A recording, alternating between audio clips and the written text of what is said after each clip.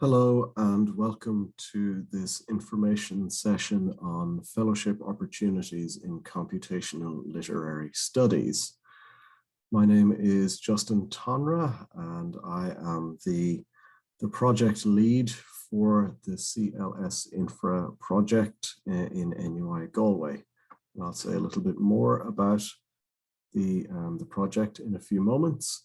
And I'm recording this session for the benefit of people who are unable to attend and would like to learn about these fellowship opportunities at their own pace. So I should begin by saying that the session is really aimed at two particular constituencies. So it's primarily aimed at people working or studying in NUI Galway. The first constituency is for people who work in the area of computational literary studies or literary studies and who may be interested in applying for one of these fellowships to visit one of the other 5 institutions, partner institutions in the CLS INFRA project, and to apply for one of these fellowships. The other constituency is for NUIG staff members who have a colleague who works in computational literary studies or literary studies and whom they would like to invite to NUI Galway and whom they would like to support in an application to this fellowship program. So what I will begin by doing is outlining a little bit about the background to this fellowship scheme and to CLS INFRA. So this is a Horizon 2020 funded European Commission project, of which NUI Galway is one of 14 European partners. CLS INFRA stands for Computational Literary Studies Infrastructure, and it aims to build a shared resource focusing on high quality data, tools, and services to undertake literary studies in the digital age. The project officially kicked off in March of last year and will run up until the end of February 2025. And one of the main activities of the project is to deliver a pan-European fellowship program. And applicants to this program successful applicants will have the opportunity to obtain access to the CLS infrastructure providers. So these are partner institutions in the project through a series of competitive calls in the context of providing transnational access to partner institutions. So the calls themselves will take place roughly every 6 months. There are at least 6 calls for these fellowship grants, which will be launched twice a year during the project period. The length of the duration of an average stay runs from 4 up to 12 weeks in the chosen host institution. And different institutions have different provisions that they'll offer. And so then grants will be advertised on the project communication channels and disseminated by the project partners every 6 months or so. For eligibility then, there are a number of criteria that applicants must satisfy in order to be eligible for a fellowship. So you must be working in an EU member state or a Horizon 2020 associated country. Applicants who are working in non-associated third countries are also invited to apply, but according to Horizon 2020 rules, those successful applicants can only account for up to 20% of the total number of applicants across the lifetime of the project. So we've already run one of these schemes, and there are 11 fellowships have been awarded to be taken up in the next few months. So applicants must also work or study in a country other than the country where the infrastructure is located. So an Irish applicant cannot apply to NUI Galway. So if you want to apply for a fellowship, you'll have to go to one of the other host institutions across Europe. And similarly, if you want to invite someone to NUI Galway, they can't be an Irish-based researcher. The subject of the research proposal, which I'll talk about in a little more detail in a few minutes, must be related to the field of literary studies and or computational literary studies. So computational literary studies broadly is the use of computation or computational technologies to aid in literary studies. And we see this topic as very broadly conceived from fellows. And I'll say in a few moments or a few minutes later, the kinds of projects that have already been funded.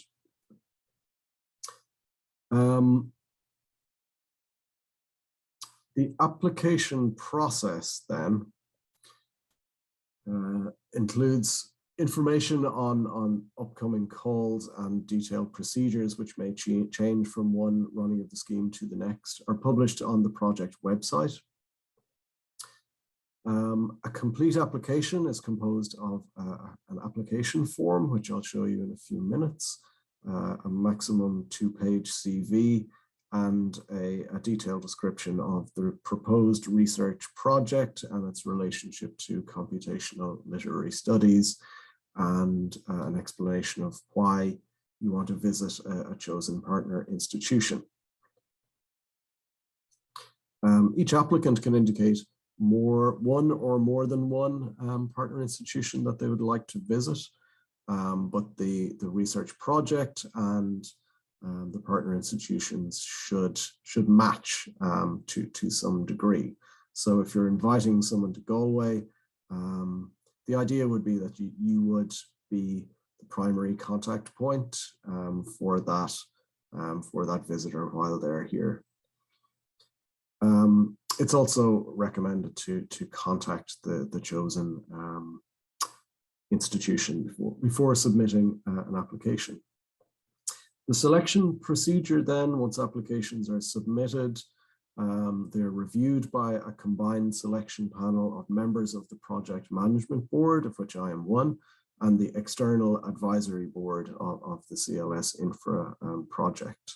And the criteria that lead the decision about the selections are quality of the fit between the proposal and the host, the quality of the research idea, a research proposal, the quality of the implementation plan, and the impact on the applicant's research or their home institution. According to the provisions of the CLS INFRA grant agreement, priority will be given to applicants who have not previously been funded under this scheme or who have not visited the institution before, and who are working in countries where no equivalent research infrastructure exists. So the outcome of the review is communicated usually within 4 to 6 weeks of the closing date of the scheme. And if you're successful, you can take up the fellowship for, as I mentioned, between 4 to 12 weeks. And you have certain obligations as a grant holder. You need to provide an activity report outlining the outcomes of your visit, which must be sent no later than 45 days after the end of the visit.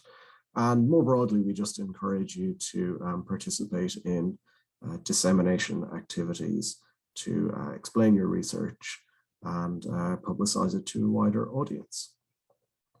So the financial conditions of the fellowship depend on the specific institution that you are visiting. So the amount of the fellowship varies according to where you go.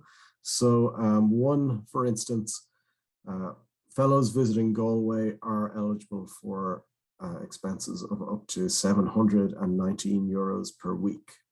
And so the fellowship grants cover travel and subsistence costs. Different hosts have different ways of how they deal with this. In NUI Galway, we simply offer the fellows a per diem, which amounts to €719 per week. But other institutions may require you to submit receipts for the expenses that you claim. Okay. What I'd like you to do now is just to show you the fellowship application form, which you can see here, just to get a sense of what is involved. So you're asked for personal data and information about your home institution, the status of your profession. So it's open to people from all levels of education, from undergraduate, postgraduate, postdoc, experienced researcher, and even those independent researchers and those working in industries that beyond academia. You're asked for information of 3 recent publications, and then information about what partner you would like to visit. So the possible hosts are the Ghent Centre for Digital Humanities, ourselves here in Galway, the Austrian Centre for Digital Humanities in Vienna, Charles University in Prague, Potsdam University in Germany, Trier University in Germany, and UNED in Madrid. And each shows the maximum duration of the allowed fellowship. So you're then invited to specify how long you would like to visit for, and then rank the institutions that you would like to visit. You do not need to fill in 3, but you have the opportunity to do so if you wish. You then specify a preferred start date, and are asked whether you have been in contact with the institution or have already visited there. You then describe why the institution you want to visit is a good match for the research that you want to do. You can submit specific requests for preparation or training, details about where you heard about this scheme, and then a research project title and abstract. And in a separate document, you must submit a detailed project proposal of up to 1,500 words.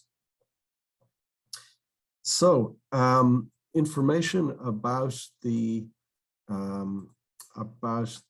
fellowships can be found on the project website page, which is clsinfra.io.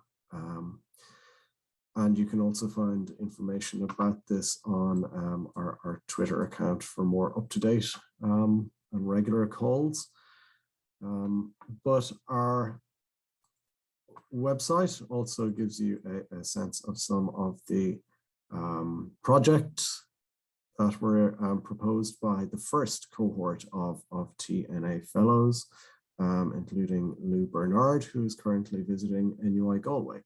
But you can see that there were 11 successful applicants working on different types of computational literary studies, from text annotation and corpus building to metaphor analysis, digital scholarly editing, more technically inclined projects on building software for interacting with literary studies, and so on, sentiment analysis, and so on. So a lot of these are quite technical, but as you can see from the application, from the description of the fellowship, that we're open to proposals in literary studies that bear in some fashion on the concerns or priorities of computational literary studies. So having a look at the website will also give you a sense of the kind of topics that we are interested in. There's further information about future calls for TNA applicants. So the next round of this scheme is due to be announced in the middle of April.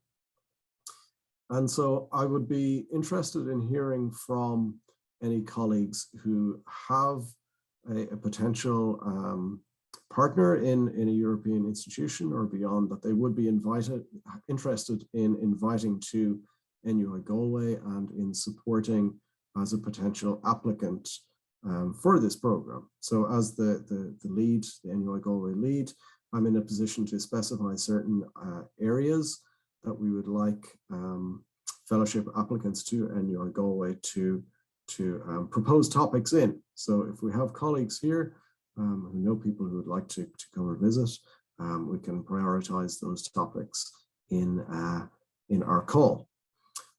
Similarly, if you're interested in visiting one of the other partner institutions and would like to know a little bit more about them and the areas and topics that they were interested in hosting, please also feel free to get in touch with me. You can reach me at justin.tonra@NUI Galway, and I would be happy to answer any queries.